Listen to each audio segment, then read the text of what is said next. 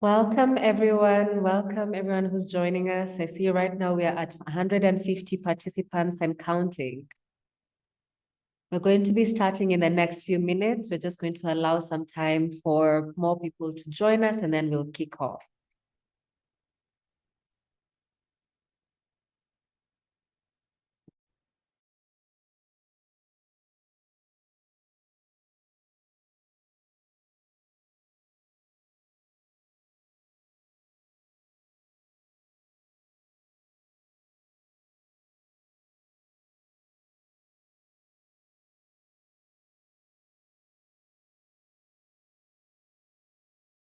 I see more people are streaming in. Welcome. Really encourage you to introduce yourself. Let us know your name and where you're joining us from. My name is Sherry Gaki. I will be your moderator today, and I'm joining you from Nairobi, Kenya. Based in Nairobi, Kenya, but currently in Johannesburg. So welcome everyone. Also, tell us what organization you're from. Let us know what organization, where are you based, what are your names? I see so far we have 180 people. Welcome everyone.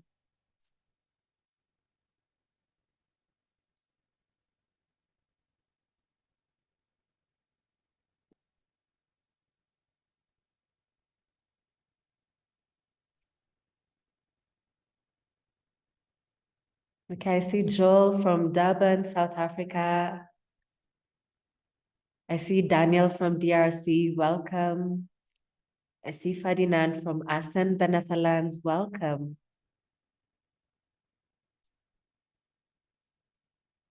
I see Delso from Mozambique.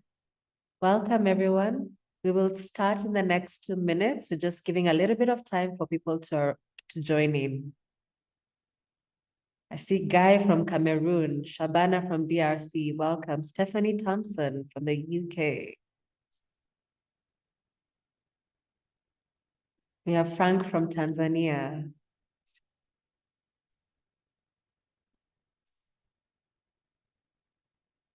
Welcome, everyone, welcome. Samuel Deche from Kenya.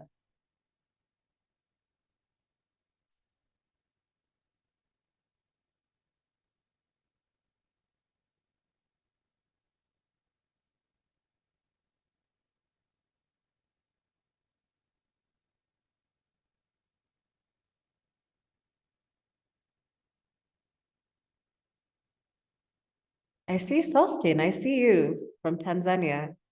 Naledi from Pretoria. We just have a minute, just give us 1 minute to allow more people to come in and then we'll kickstart.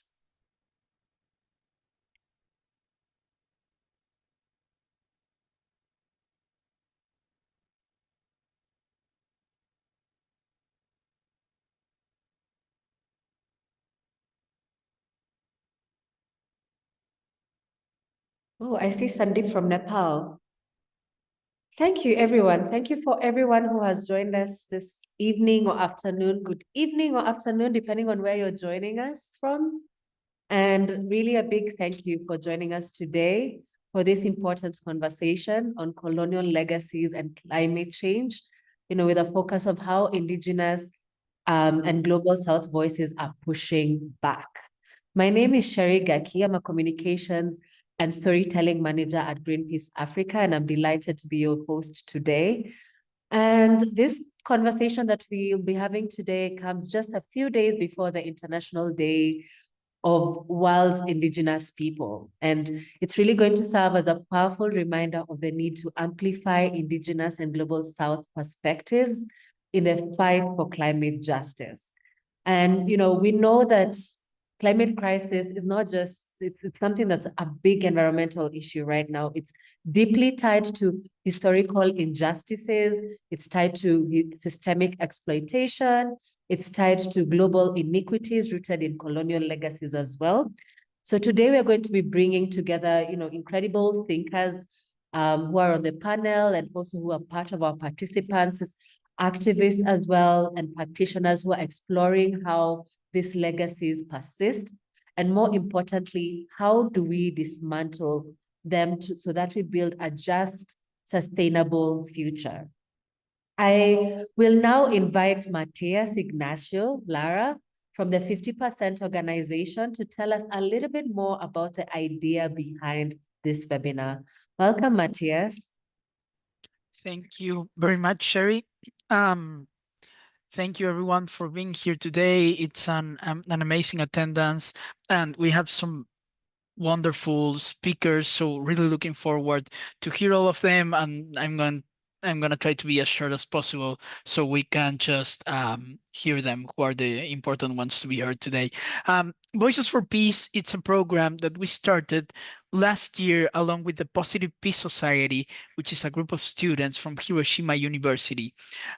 We understood that peace can only be built if we work all along together. So we started to a partnership, and also a way to not just talk about peace, but start doing something along together. Also, during last year, I had the opportunity to meet the amazing Kathy May Carlson from the Climate Youth Resilience, and we also started working together in a partnership. And I told her about the idea of Voices for Peace, and she made a great effort and work in bringing along this group of organizations together, who are now doing this series of webinars, which this is the third one. We had one hosted in June that was about planetary peace, which is an approach that the Club of Rome is working. Just last month, we have one talking about polarization that was hosted by Roots, and now this is the third one. I would hate to leave any of the organizations outside of the remarks, but I don't want to take more time either. So thank you everyone for being here. This is just a first step into what I believe it's going to be a great partnership working around peace. So I would like to invite everyone in the audience also to be a part of this. Peace can only be truth if we are fighting for each other's existence and well-being. So this is just a word to speak for community building. Thank you very much. I'll give you back the floor, Sherry. Thank you, Matthias, for taking us through the idea behind this webinar. And now I will move on to our amazing panelists. Joining us today is Professor Fumi Olonishakin, who is a Vice President of International Engagement at King's College London and founder of the African Leadership Center. Please say hello to us, Prof. Thank you so much, Sherry. Hello, everyone. It's a great privilege to be on this panel. Thank you. Thanks a lot. Thank you, Prof. Our next speaker is Igweshi Agustin, who's the Executive Director of the Center for Peace, Advocacy, and Sustainable Development in Nigeria. Agustin, you can maybe say a short word to us as you say hello. Hi, everyone. Good evening here. So thank you all, and I welcome everyone, and I look forward to today's engagement. Thank you. Thank you. Our next panelist is Samuel Bocham Bache, founder and executive director of Youth Advocates for Peace and Community Empowerment in Cameroon. Hello, Samuel. Maybe just say a short word to us as you say hello. Hello. Can people hear me? Yes, we can hear you. Okay, yeah. So sending high five to everyone. And interestingly, the name is Bochum Samuel Bache, or it says Samuel Bache Bochum, depending on the order. So I've always loved Bochum Samuel Bache. If not, you say Samuel Bache Bochum. Okay. So thank you once more. Thank you for that, Samuel Bache Bochum. Our next speaker from Greenpeace Africa is Kiza Hussein. Kiza? Thank you, Shirley, for having me. It's an honor to join you all. Thank you. Yes, Kiza is our Integrity and Justice Officer at Greenpeace Africa. We also have another colleague joining from Greenpeace Africa, who's a Global co-lead for a Fair Share project at Greenpeace Africa. His name is Amos Wemanya. Amos, please say a short word. Yeah, hello everyone. I'm pleased to be in this space. Looking forward to a great engagement. Thank you, Amos. Last but not least, we have Sabina Sekai Tadarera, who's a grassroots peace activist and founder of Angel's Nest Southern Africa. Welcome, Sabina.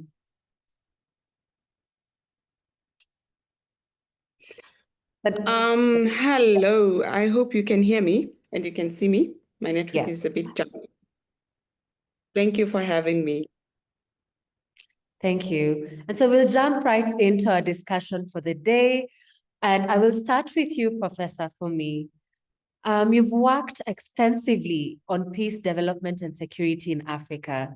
So how do colonial legacies continue to shape environmental conflicts and governance today?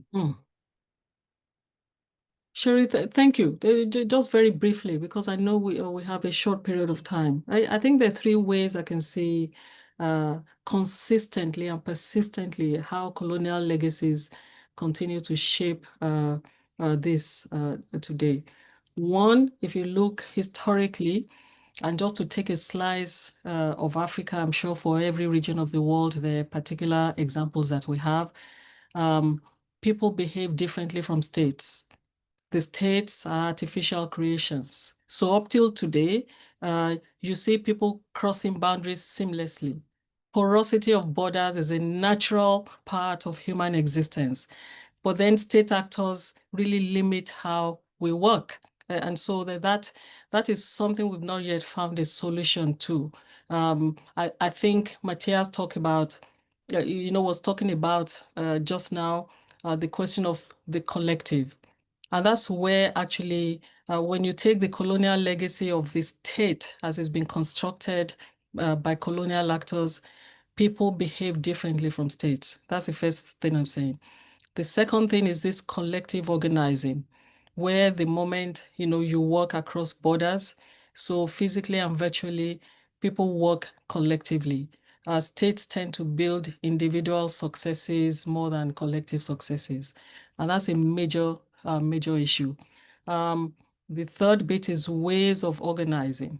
And the ways of organizing is why you have social movements always looking so different, whether you look at Eastern Europe and the ways in which we ended, where some of their own historical legacies were addressed, or you look at the African continent, or you look at Latin America, the social ways of organizing really reject a colonial logic that restricts us, to particular places. And I think technology is probably changing all of this anyway.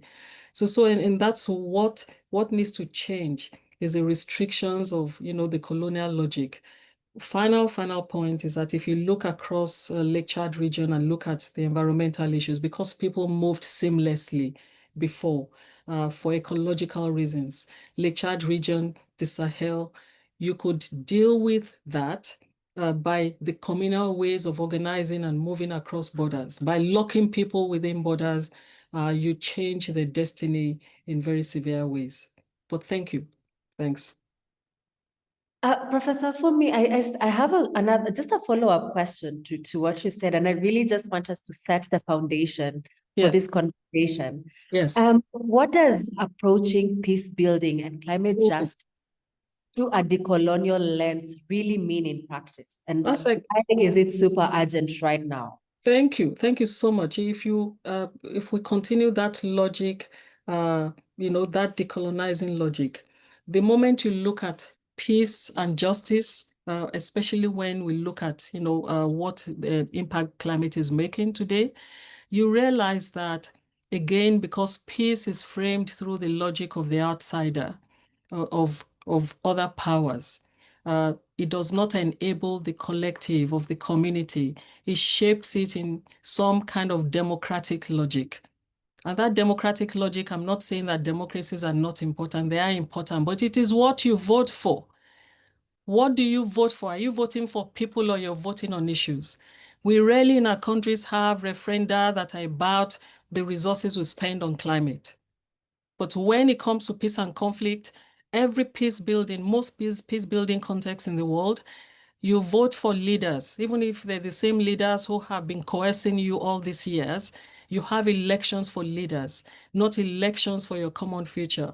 And if you therefore had elections, the real owners of peace, and allow the real owners of peace, which are the people on the ground, who really are the ones impacted by conflict in the first instance, if they collectively came together and voted about the terms on which they will live together, life changes. But that is not how even United Nations peacekeeping logic works. And that is one of the things we have to change. Thank you. Thank you, Prof. You've really set a strong foundation for our discussion today. Now, I want us to switch gears a little and just hear from someone who's working directly with young leaders. You've talked about voting.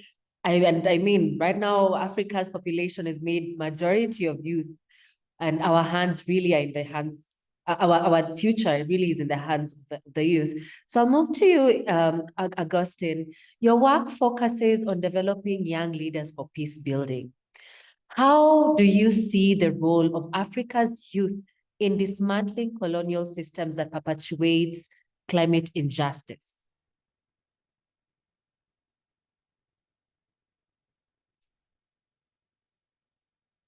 Augustine?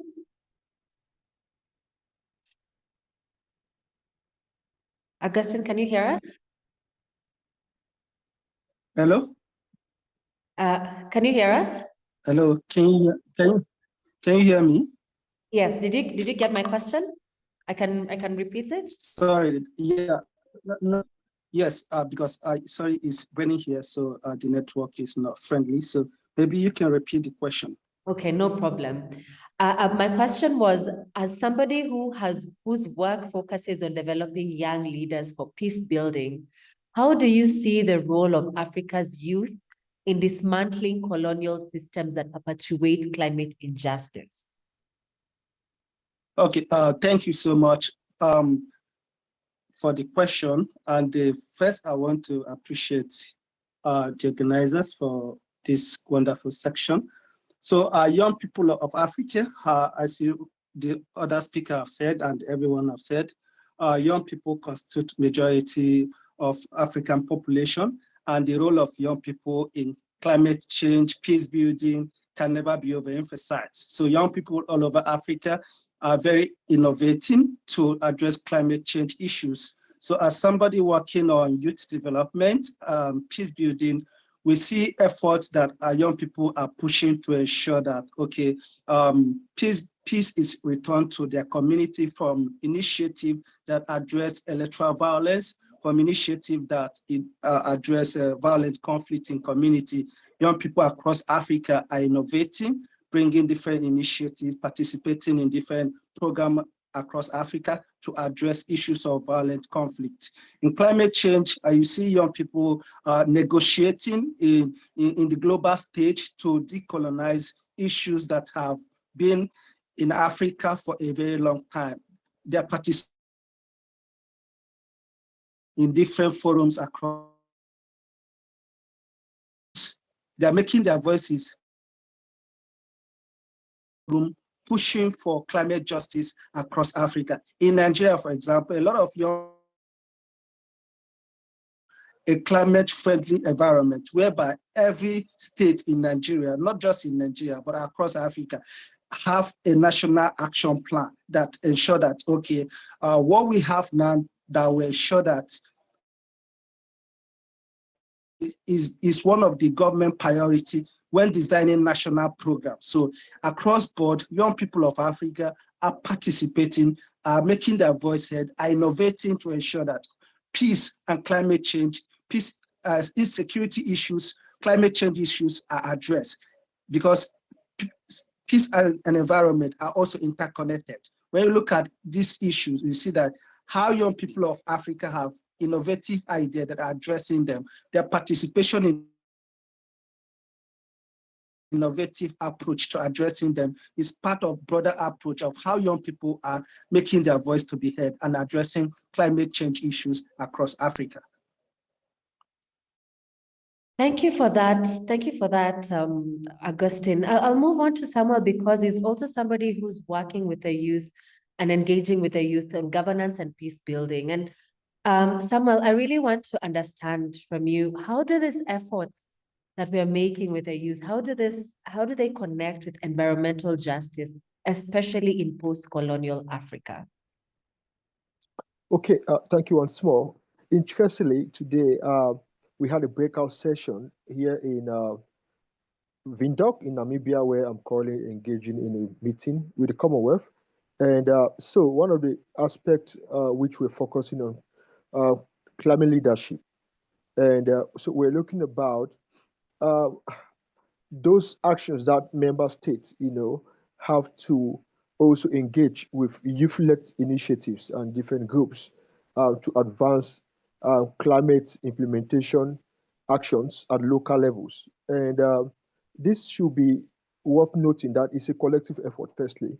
And interestingly, the United Nations, SDG, especially SDG 13, that about climate actions, and we have others, life underwater or in water, and there are a couple of them, So one of the things is that young people are so interested in taking their future into their hands, and this is through the initiative that they are carrying out today. Now, however, one of the major issue which I think we have to also get involved is the aspect of young people still believing and still expecting more to have resources for them to carry these actions locally from the Western world, which also is an aspect which we have to deconstruct, because with the colonial era, a lot of restrictions were being put in place. Is that, for example, we have aspects like the extractive aspect of within the Colonial as one of those landmark footprints which were being left, issue of extractions, and also the aspect of monoculture or monocropping. So these are some of those things. That's what sometimes Africa is a large plantation and so on. But then maintenance is not an issue right now, and the governance system too is that some of the leaders also who are being influenced by the colonial power still have this relationship that maintains some of the existing plantations, or maybe even this mining, against the current will and wish of the young people. So there's this aspect of conflict. I think I also want to bring in, yesterday we were watching a movie which is on the premiere here in Namibia called Skeleton Coast, which is a very amazing movie. Talk about mining-ish conflict and youth action in stopping that. So what I would say is that, first, young people are much aware about the environment today. And young people are now more than before engaging in diverse activities, tree planting, environmental cleanup, advocacy campaigns, and also engaging in policy conversations. Those are some actions. In terms of governance aspect, we have, for example, the climate justice movement, which was launched in Cameroon, the APSEC, which my organization is lucky to be part. We had to engage with the minister through the support of Greenpeace Africa. I think that was a great step, ensuring that the youth and also initiative working towards restoring, ensuring sustainability of the environment, they are aware and they want change, Then I want to shift a bit, before giving space for the next speaker. I would like to say that it's a deliberate action. We start from our immediate environment, being conscious that we cannot talk about sustainability. The colonial era has gone. However, influence exists, but then we need to also form what we call this trust building among ourselves as locals. When we have this bond, no matter what the government comes to do, when the force is strong as a community, and have a demand to the government that this is what we wish to do, I think it's going to help a great deal for us to counter this exploitation and all of these aspects. Thank you for that, Samuel. And I just want us to go back to something, because you mentioned a couple of things that the youth are already doing. And I had a follow-up question on that, and I think maybe you can expound a little bit more on some strategies that you've seen working well, especially when it comes to mobilizing communities around both peace and climate issues without replicating colonial power dynamics? Are there strategies we've seen working really well? I'm sure we have a lot of young people in this conversation who would really want to learn from that. Okay, so let me just like 2 minutes to talk about the strategy. The first thing I would say in terms of strategy is that young people are trying not to align, their desire in terms of achieving sustainability that cut across. Now, one of the things is that when youth come together, they have a stronger voice to demand, to advocate for change. That is one of the strategy. They are forming coalition now. A clean and clear example is the climate justice movement in Cameroon, which is not just by one person, but more than 20 or plus. So that's an action, which is very practical. Secondly, we also have the aspect of community service.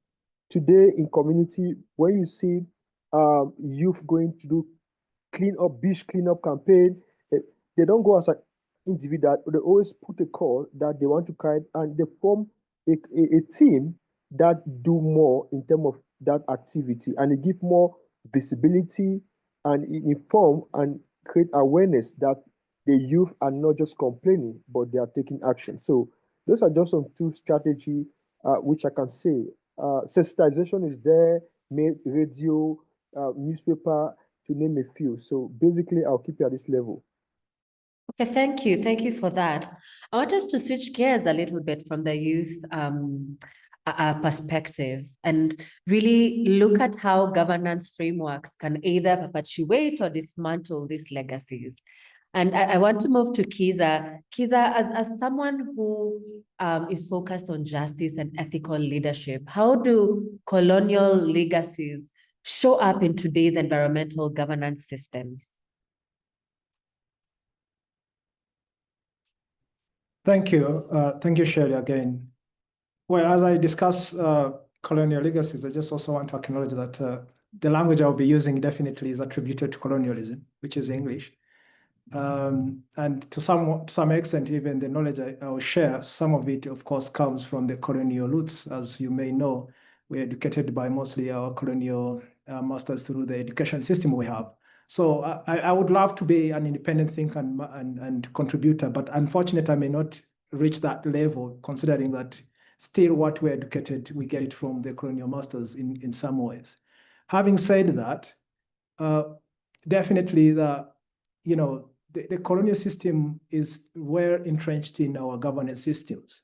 And I think we can even go back to from the colonial era when the colonial masters came to, let's say, Africa, how they influenced the current colonial system, or the governance system that we have today. Take an example. You well know that mostly countries have just been liberated, themselves through, Pan-Africanist movement, but also a decolonization movement where they have some of them have just got independence in the 90s. So that means we are still very new within the colonial journey. And also to say that most of the legal systems we have, pretty much most of it, maybe 90% or more, they are really structured around the colonial systems. If you talk about Commonwealth systems, civil law systems, all of these are really imported. They are not indigenous created. So let's look at how this has affected us today. I remember, growing up, I used to see our grandfathers really, live in harmony with nature. Whatever they wanted, they would just go in the back in their farm and collect everything from communal farms, from communal forest. And they would equally contribute how these forests were protected. But when colonial came in, of course, they were equally affected our grandfathers, most of these communal land systems were, let's say, designated as, let's say, national parks. That's an example of how land was literally, portioned to favor colonial masters.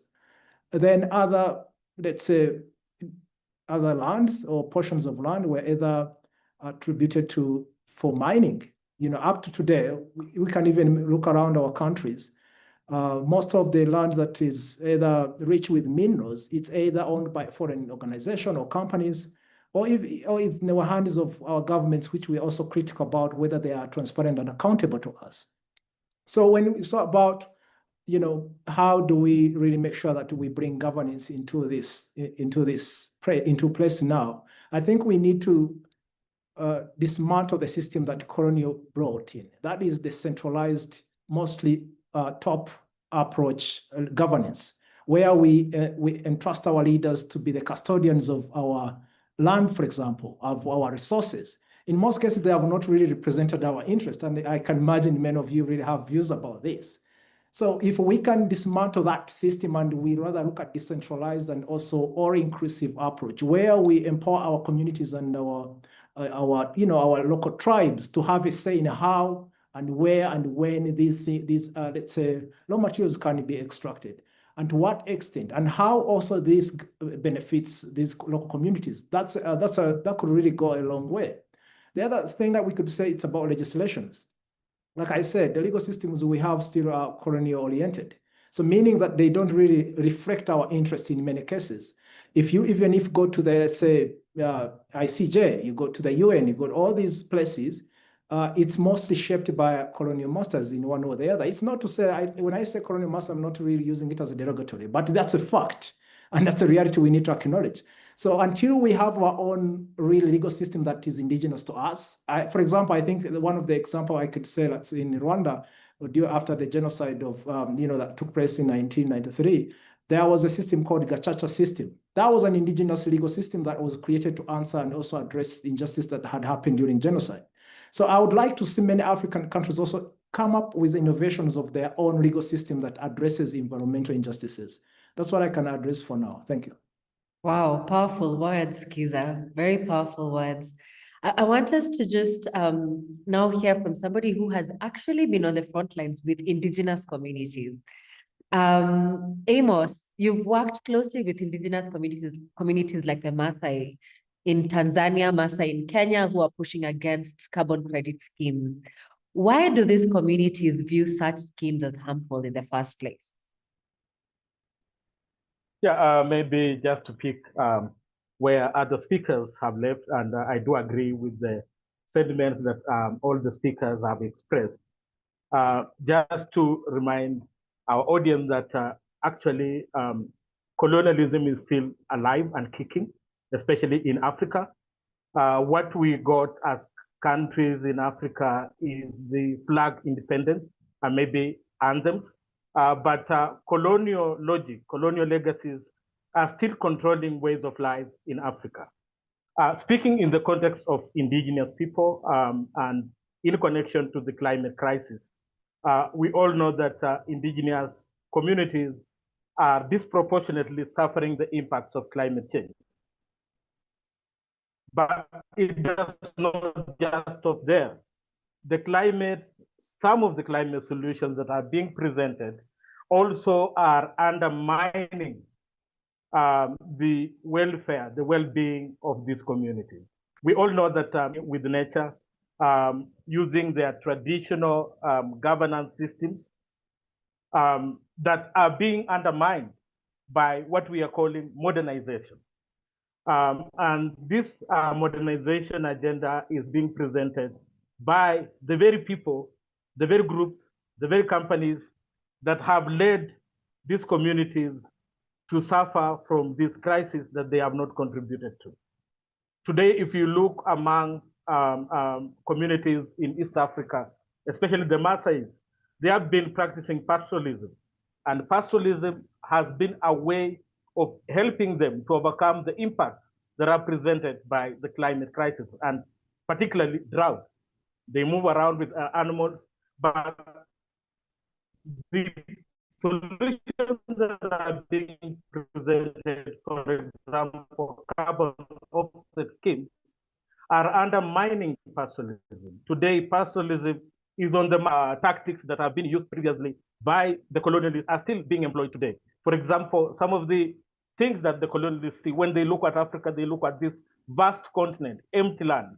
And this is how they view indigenous territories that needs to be controlled And how are they controlling them? They are creating boundaries. Prof talked about boundaries. These boundaries are meant to control the interaction, the movement of pastoralists, of indigenous pastoralists. And what is this causing? It is causing conflict between people and nature in these pastoral regions. It is causing conflict between traditional systems that have sustained these regions with what the proponents of this colonial logic are calling modernization. It is actually, Bochum mentioned something about information sharing. The thing is, what we need to actually seize right now is narrative control, because what the colonialists have done is to distort the stories. We are being told that traditional ways of life are not the best. We need to adopt these new ways of life. And by so doing, we are seeing a lot of conflict that is happening. And that's why we are in this situation of a climate crisis. Climate crisis is a result of governance failure. Thank you for that, Amos. And just, I really want us to dive deeper into this conversation. And my question to you is, how then do we balance the need for global climate solutions with protecting indigenous sovereignty and land rights? You've talked about what the Maasai is experiencing right now. How do we create a balance between the need for global climate solutions with protecting indigenous sovereignty and land rights? The collective, Prof talked about the collective. The thing is, the Maasais are known to share their land. And this is done through the mobility mechanisms that they have. With boundaries, actually, this is dividing them, creating more conflict. So if we are to really realize fit for purpose solutions that are going to help us address the climate crisis, is bring everyone together, honor and respect everyone's knowledge and practices. Why are we undermining traditional practices that these communities have held over time? Why can't we embrace both science and traditional practices that the communities have held? We are living in an era of disinformation, Trumpism, and all that have benefited from this system that has undermined the global majority are providing us with disinformation. It is time that we start creating our own narrative. We start telling our own stories, stories of triumphant, where communities have been able to overcome these challenges previously. And it is from that that we can build solutions that empower us, even in this phase of a crisis that we are facing in form of climate destruction. So let's empower communities to be able to tell their own stories, to be able to use our own tools. Tools exist amongst communities, and these tools are not being used. Instead, we are seeing imported solutions that do not actually involve communities.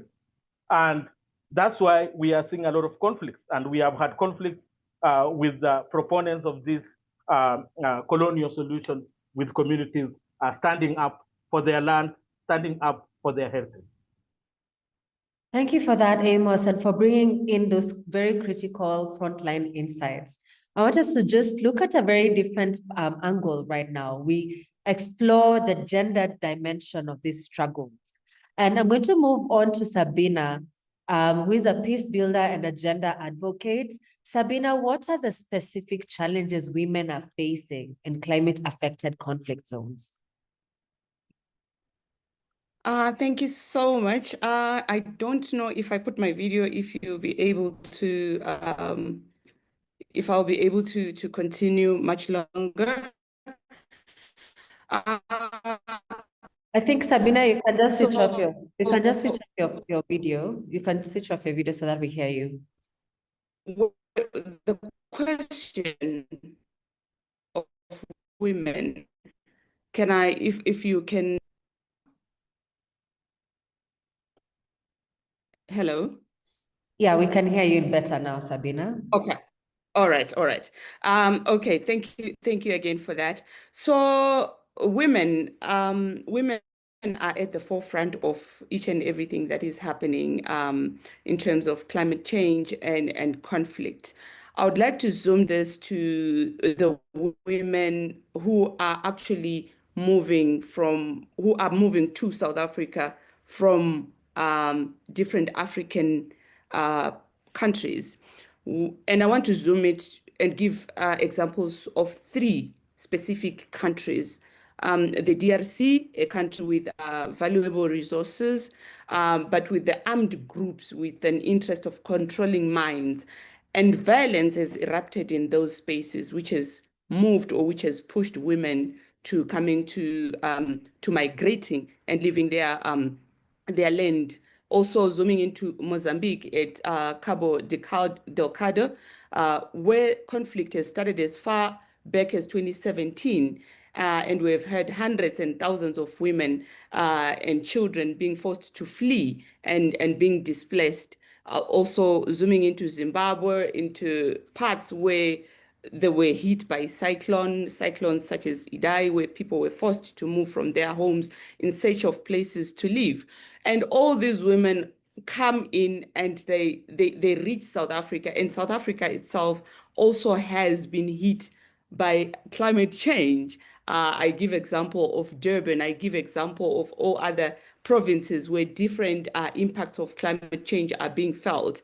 And women and girls are at the forefront of everything that is happening. We have to fend for children. I mean, in all African families or all African homes, it is the responsibility of a mother to know what the kids are going to eat. And in that confusion, in that in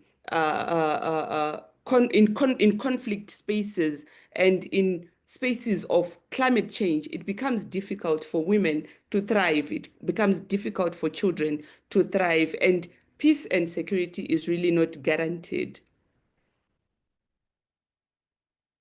Thank you. Thank you for that. Thank you for that, Sabina. And I'm just curious, maybe you can dive a little bit deeper into how patriarchy intersects with colonial legacies, and in what way is that preventing women from participating in climate and peace decision making? Mm-hmm. All right. I think this is all interwoven, to be honest. The colonial legacy, migration, climate change.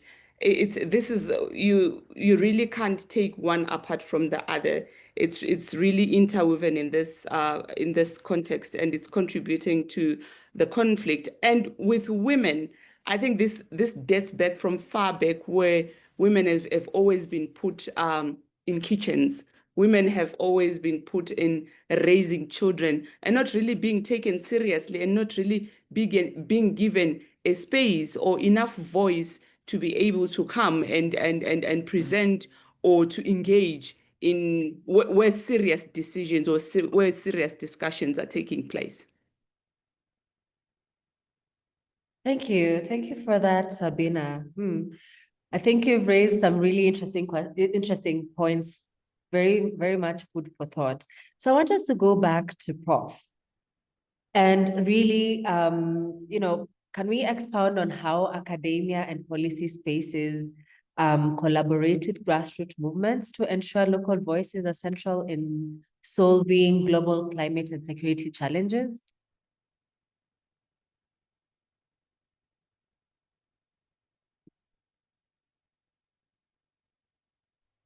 Prof? Oh, thank you. I wasn't. There you are. Yeah. I wasn't too clear. You were responding to me. I loved what all the speakers have been saying. The last couple of speakers are talking about the interconnectedness of several issues. We cannot, even what we call the colonial logic resides very much in us, in our different spaces. And I think the interconnections of gender, migration, governance, all of these things are very clear. We cannot look at the local spaces and look at how, we can at the front line shape policy without thinking about that logic, right? a couple of colleagues, earlier speakers talked about governance. That governance is absolutely paramount. So both colonialism and the post-colonial governance structures have banded together in different ways. Systems and structures and people who govern have ensured that the logic of, colonialism continues. Because if you're using the same colonial policy of the 50s and, maybe early 60s in some cases, to still govern and subjugate your community, something is wrong. And I also don't want us to I totally take the point about our indigenous systems. I do not want us to glamorize without being critical of the things in the indigenous systems that do not serve women well, that do not serve young people well. So you have the ageism, you have the gendered violence, the gender-based violence. We need to construct our own future, right? In which all of the voices of today's people, of young Africa, begin to, and the young world, the young global space, begin to connect. And I think that's what Matthias was saying at the start, and all colleagues have, tried to talk about this. And therefore, I think two things have to be dismantled, right? The first thing to be dismantled has to be an existing governance structure that continues to replicate the power dynamics of before. And that's why I said if we're doing collective work, we should do collective work. And the second bit around that is the ideas that shape that collective work. So taking action at local level is very important, but we cannot upscale that action if we do not disrupt the ideas that make even our own government, our own leaders across all of the parts of the majority world do the things that they do, which can be quite exclusionary. Therefore, we need to change the policies around resources. You can't change policies around resources without changing actually how we select leaders. So if we're going to deal with this question of the environment, we have to really collectively change the structure of leadership, the infrastructure of leadership, in order to ensure that environmental policies are really right there at the top and that the actions taken by young people can stick over time. So we need to dismantle our own thinking in so many ways as well. We shouldn't glamorize one form or the other. Thank you for that, Prof. We've heard from an academia perspective. I want to just move to Kiza. Kiza, from a governance perspective, what accountability measures are needed to dismantle exploitative systems? For example, like the carbon offsetting schemes that Amos talked about.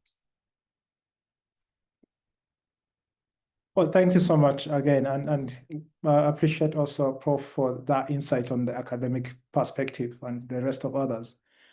Well, I think the whole idea about carbon offsetting itself, which of course, you can literally see on the face of it. Well, from the face of it, you think it's a good thing because we're offsetting, but in reality, it's a neocolonial approach to still have control on our resources. Literally, they just come and pay you off, and then they can continue to omit and omit. While for you, they just say, okay, well, you plant trees for us while we continue to omit and omit.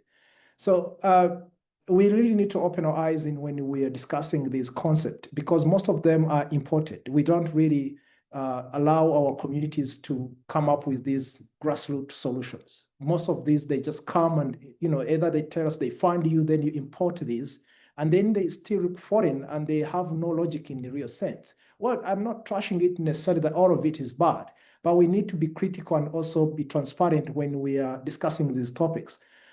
On the idea of, let's say, well, carbon offsetting, it sounds good and it's a good thing, but companies also are using it, an organization, to continue omitting, and they're not really substantially reducing their emissions. So what should we do here? I think we need to have a no net increase. That means you can only omit what is really, really reasonable and acceptable, but you cannot emit what is beyond what you're offsetting. So if you have a no net increase principle, that means you're accountable. What you're offsetting is equivalent to what, for example, you're omitting. That way, then you can have that ability to account for that. But also we need to really strengthen our I think, the auditing and also accountability mechanisms. Understand this also takes us back to the legislative systems. Do we have independent instruments or independent bodies that can monitor and also hold accountable these organizations that are reporting that indeed they are offsetting their carbon, but in reality they are not? How do you hold them accountable? You know, they just report, for example, UNFCCC, yes, you have a mechanism to say report how countries are progressing, but you go on ground, it's really not substantial. It's not really there. People report that we've planted 1,000 trees, but you just go there, just planted like maybe 10 or something or 100.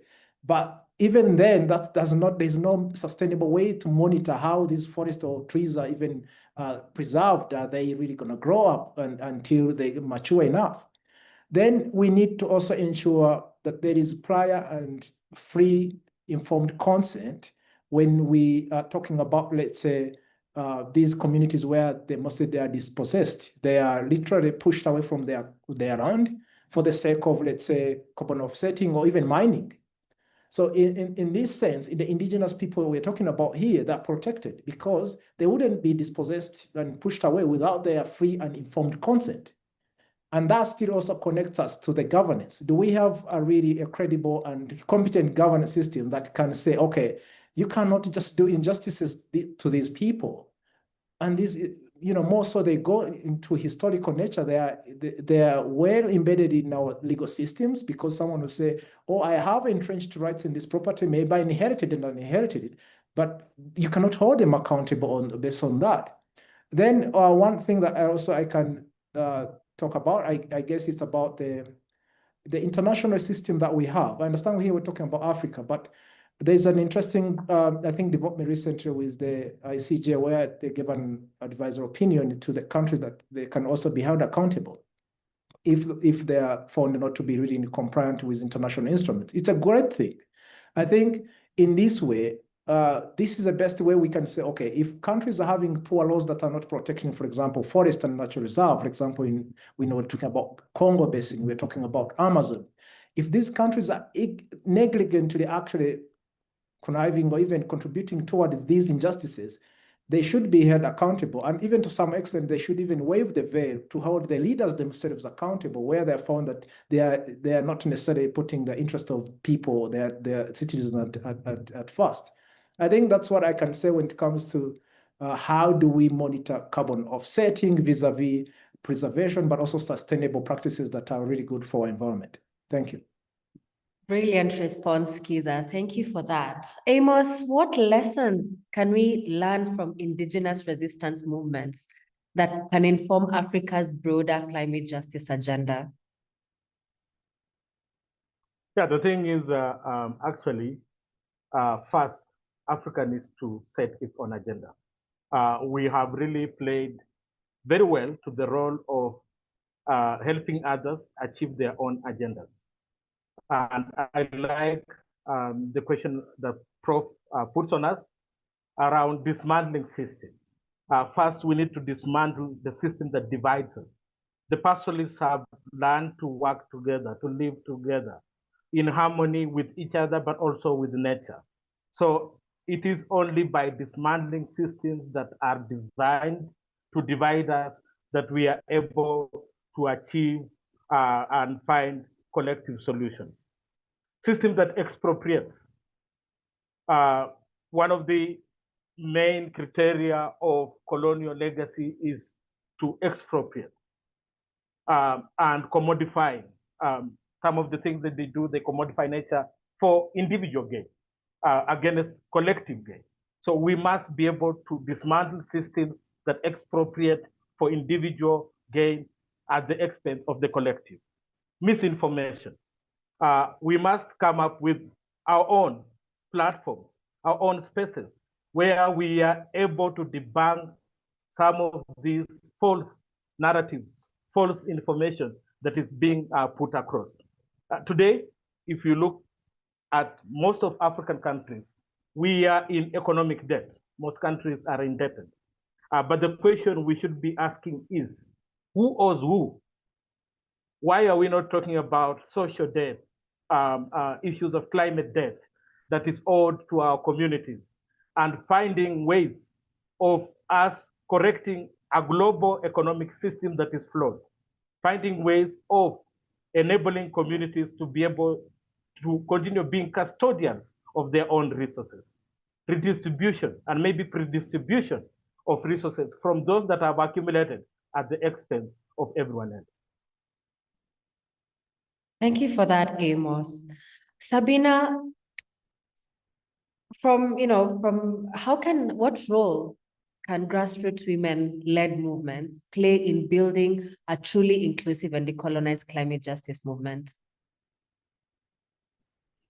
Thank you. Within our own communities, we've already started, but the question that we are not able to get responses on is there an ear to listen to us? Is there somebody to be able to listen to our voices? We have created spaces and networks where women have been mobilized for like in our backyard initiatives, where we have small groups discussions, and we have created spaces where such issues that emerge are then discussed, and we try to come up with solutions that are fit for community level. We constantly are doing like our awareness raising and education and promoting discussions and engagements on climate change, peace and security, and colonial legacy discussions. But still, we have a question that says, is anybody listening to us? Is anybody hearing our voice? Because then we don't want to end up speaking to ourselves. Thank you. Thank you for that, Sabina. Now, I want to just hear from our experts, especially who worked with the youth. Augustine, how can grassroots leadership drive long-term systemic change in climate governance?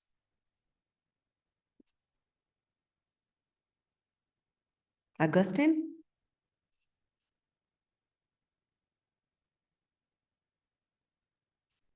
Okay, I think I will direct the same question to Samuel.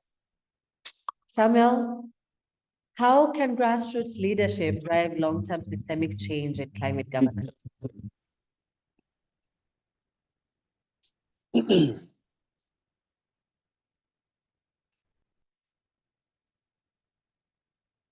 Hello? Yeah, we can hear you, Samuel. Yeah, so now you're taking Austin's question channel to me. Is that the initial plan? You're both experts in that. You can definitely take the same question. I know, right? So come again, please. Yes, I was asking, how can grassroots leadership drive long-term systemic change in climate governance?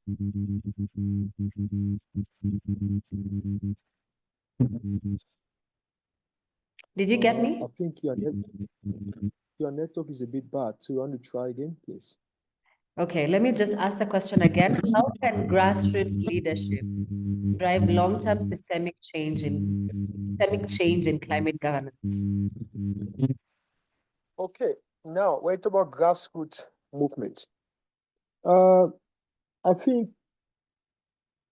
it has a great role to play in trying to ensure sustainability in systemic governance, in the sense that this grassroots movement is mostly owned by native individuals or indigenous people who are people from this environment. So they have this as a priority to conserve their environment. So what happened is that the ability or tendency to, to pass on the same virtue or values in true leadership to their children, their younger ones, or their relatives is one of that way of ensuring sustainability to confront, the government or other partners who have interest in their community, in their region, in terms of their own stance,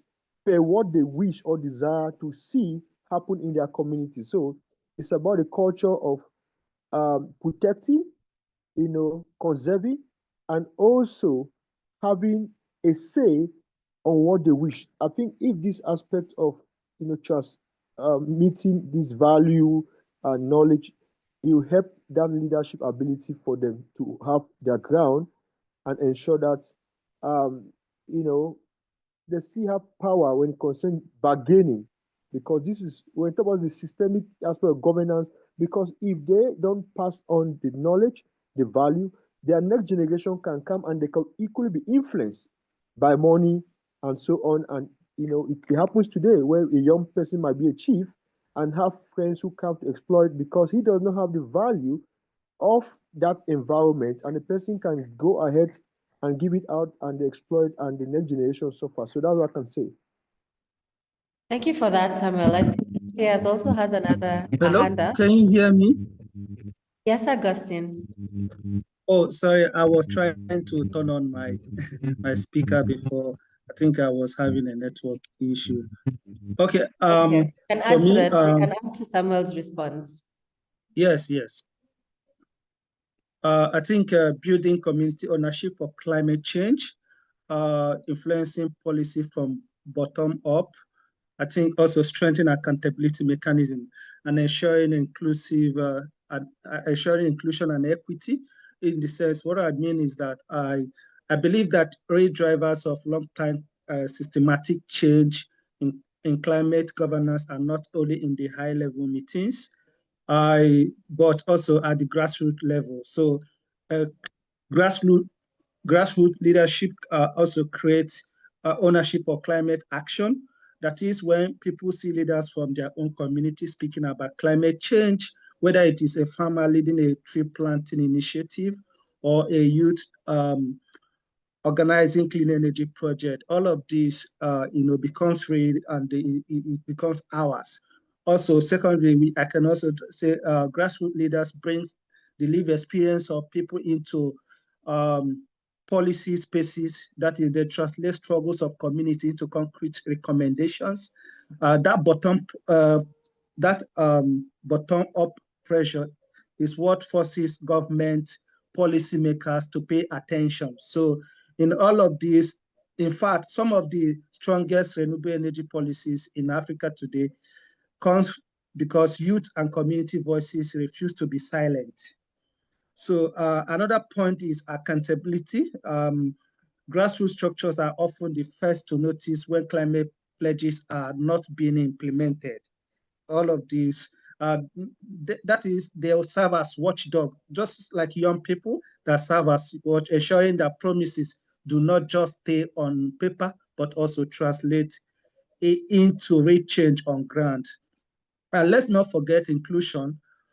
So too often, women and Indigenous people and rural community are often left out of climate governance. So, but when grassroots leaders rise, they also bring those marginalized voices into conversations that makes climate action not only strong, but also fairer.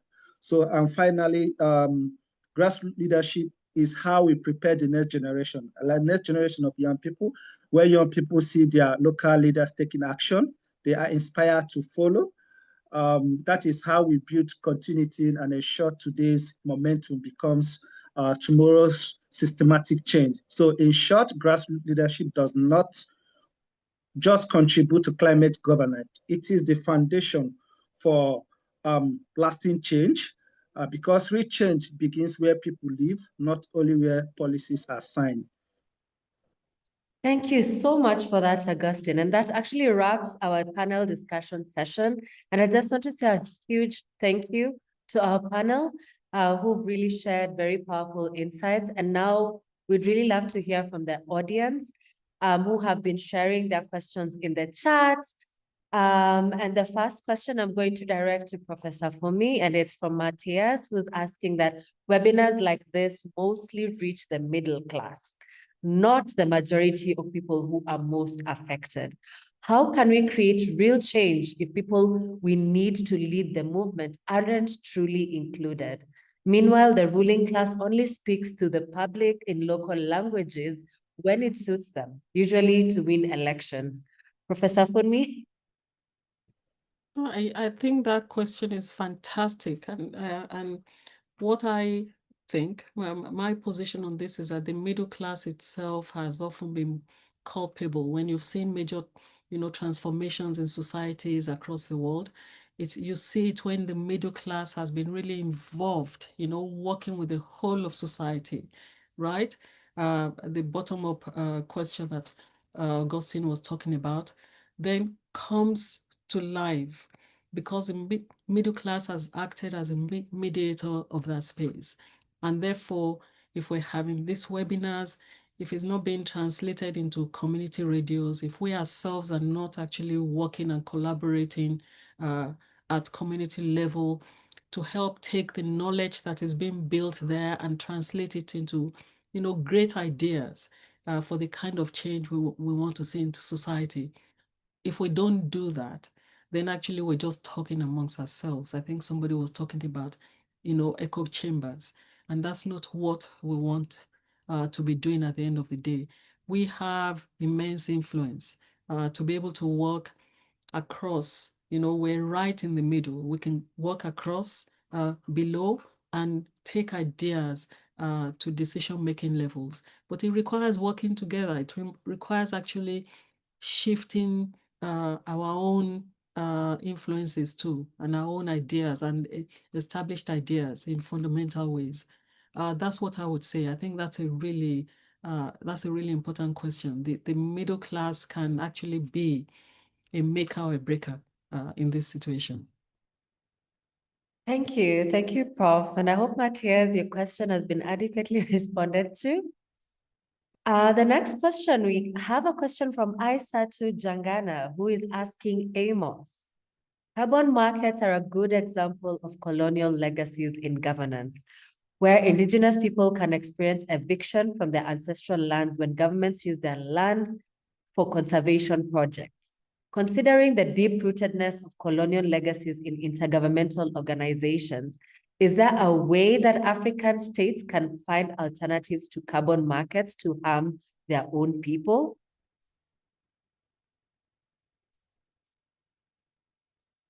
Yeah, thanks. That's a great question, and I will put it together with another question around what do we mean by dismantling. The thing is that currently we are having discussions around the transition, and everyone is talking about transition, others talking about just transition. But the reality is that we are not going actually to achieve what we want to achieve in terms of emancipation if we are continue working in piecemeal. We need a holistic approach, a systems approach to our solutions. So carbon markets, for example, promise governments few crumbs, and African governments fall for it without really looking at the whole system, how it's designed to continue undermining the sovereignty of African communities, African countries. So we are not going to address the climate crisis without also looking at the whole socio-economic system.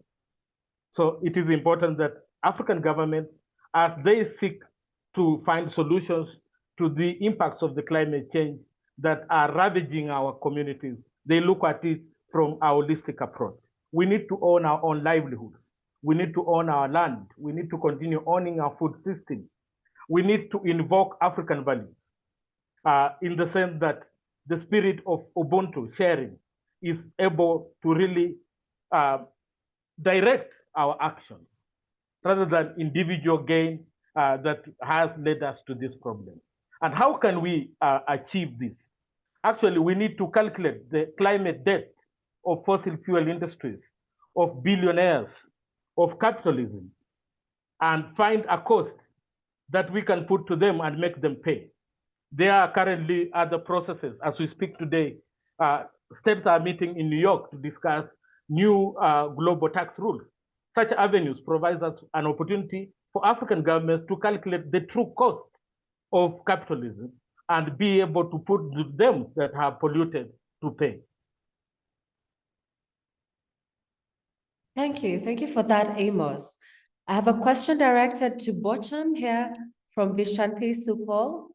And the question is, what is our agency as Africans to resist and counter colonial legacies? What is Africa's complicity in reproducing Western hegemony and neoliberal practices that are central to environmental degradation?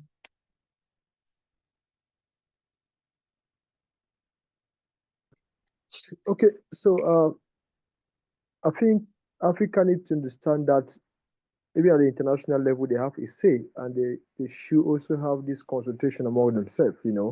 When it concerns issue of the environment, climate, Africa have had their own fair share in terms of colonialism or colonial hegemony in the past.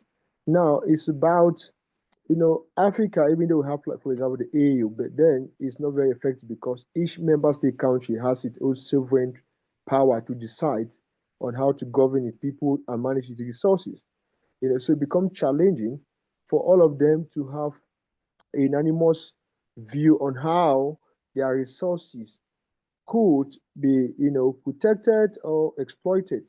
So that's a major challenge we have within the continent when it concerns resource issues, because of there's this lack of a coordinating, body that have that enforcement, on what should be done.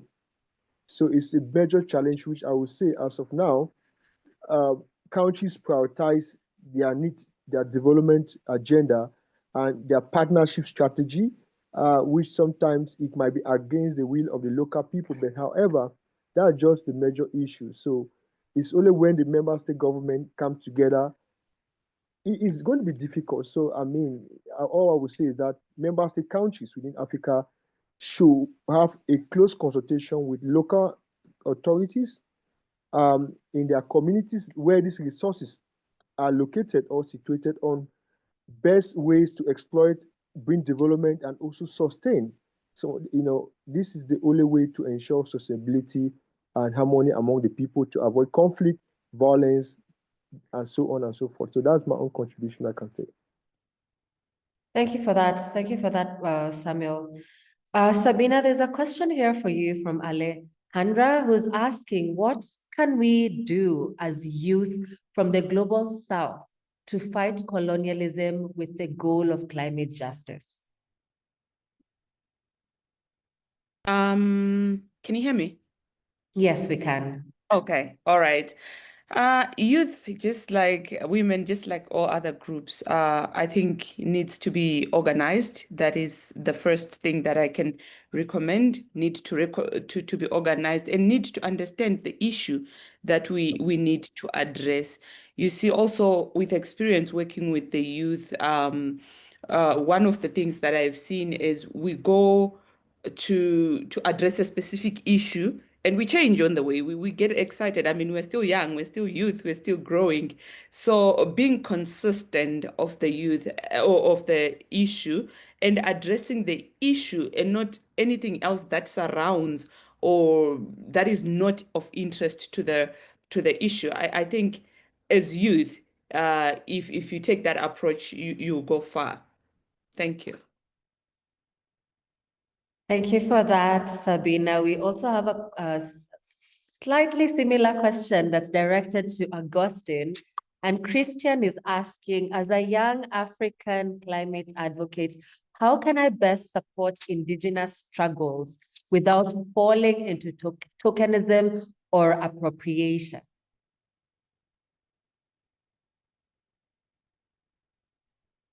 Augustine?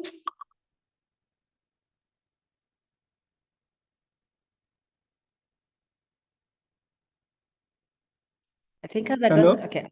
Okay, yes, he's there. Did you get the question, Augustine? No. Come again, please.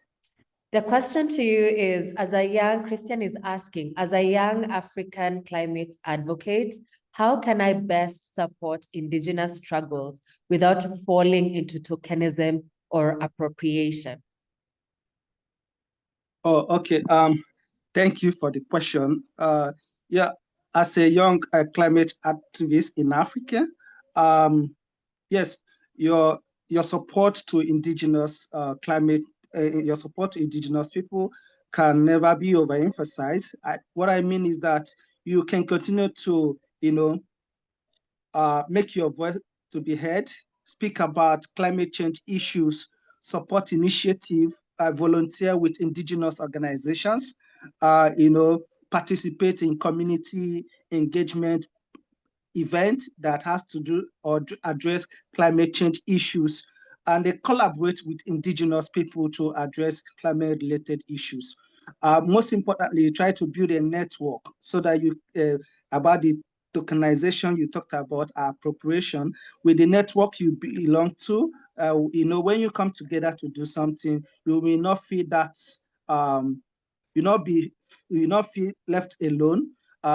With collective effort, joining forces, volunteering with organization, will help you escape through this process.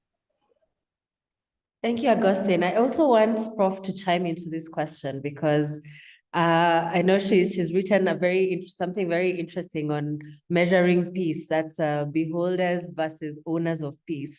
And just to direct the same question to you, Prof, especially from a young person's perspective, they've asked a very crucial question.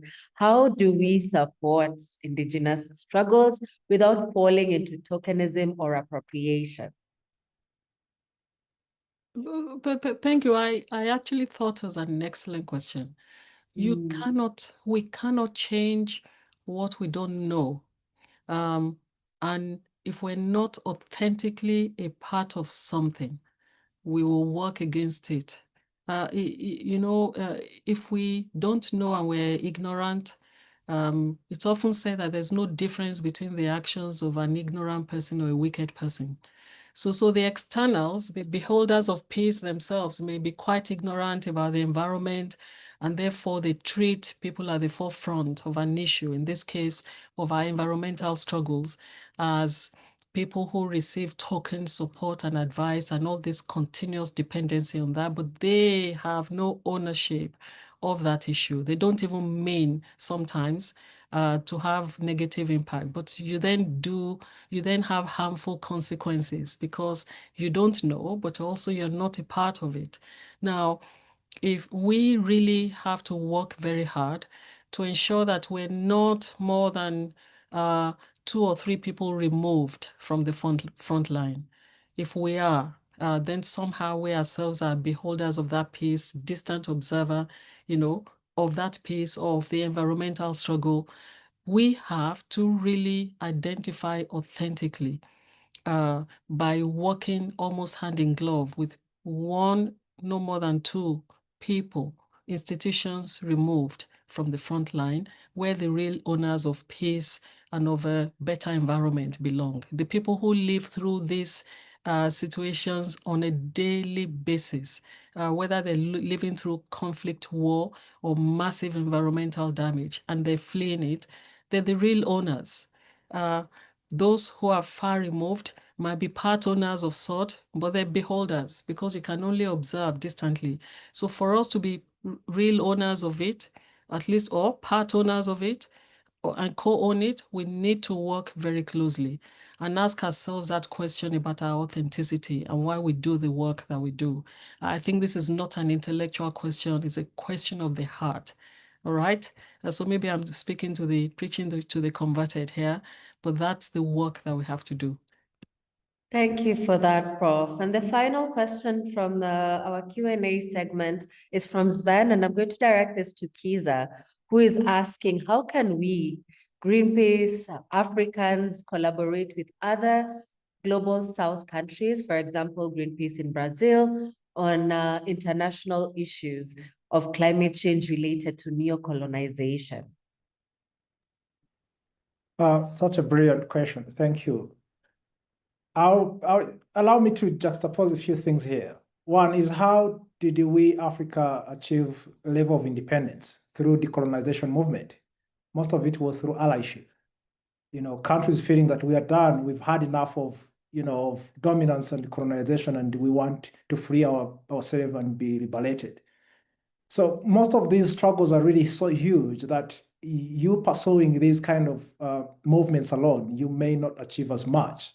But if you come together, definitely can achieve something big. And I think this in regards to climate action.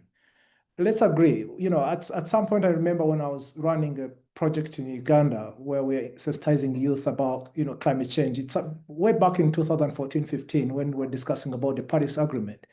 I remember one youth, I asked them to come together so that we can discuss about climate change. By then it was a really new concept. And they say, hey, I'm really struggling with my stomach empty and you're telling me about climate change, Western issues. How about I deal with something urgent right now? And that was the hunger and poverty and unemployment. And I could understand that. I could understand that that's how they think, and that's you think in a moment and you think in immediate solutions. But when we all go together and really start discuss deliberately and intentionally, then I can even go back to see what they're doing, and they're really doing amazing stuff. So I think hand in hand with global approach, I feel that with the threat that exists today regarding climate change, if Africa we pursue this movement alone, we shall not really dismantle or even really achieve much of the thing. But if we work with the global south, I hear talk about South America. You go to Brazil, you look at Amazon. You go to Peru, you go to Argentina. All these countries have huge interest in addressing climate change because they are equally affected by neocolonialism and colonialism legacies, and they want really to do something about it. And what I had when I was there is that we've had such a big bridge between ourselves.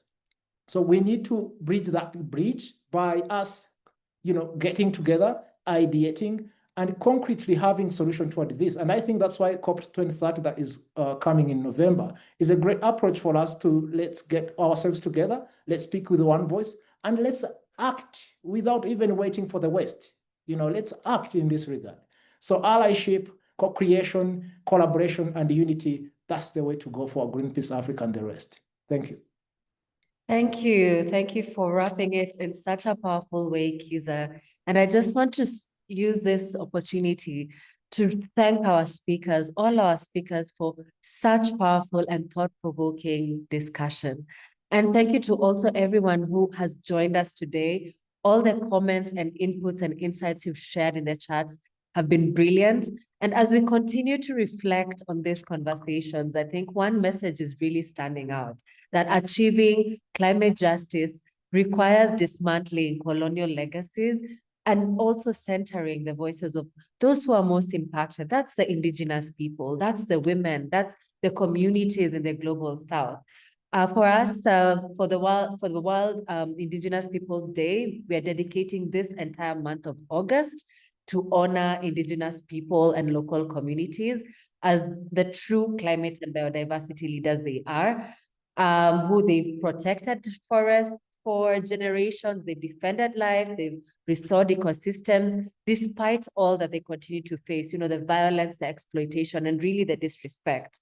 So for those in Cameroon, Yaoundé, Cameroon, we have the Forest Cultural Show. This has been shared on the chat on August the 8th, starting at 8 a.m. If you're able to attend, please, we encourage you to attend.